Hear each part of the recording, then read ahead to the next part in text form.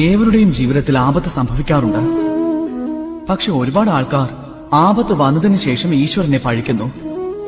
അങ്ങ് ഞങ്ങളുടെ രക്ഷ ചെയ്യാത്തത് എന്തുകൊണ്ടാണെന്ന്. ഞങ്ങളുടെ മനസ്സിൽ അങ്ങയുടെ അപാരമായ ഭക്തിയുണ്ട്.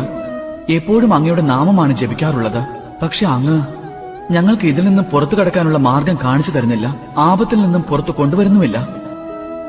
അങ്ങനെയാണ് നിങ്ങൾ ഏവരും ചിന്തിക്കുന്നത്. നിങ്ങളുടെ കാഴ്ചപ്പാടും അതാണ്. എന്നാൽ ഞാനിപ്പോൾ പറയാം സത്യം എന്താണെന്ന്. സത്യം ഇതാണ്: ഈശ്വരൻ എപ്പോഴും നിങ്ങളുടെ കൂടെ തന്നെ ഉണ്ട്, എവിടെയും പോയിട്ടില്ല.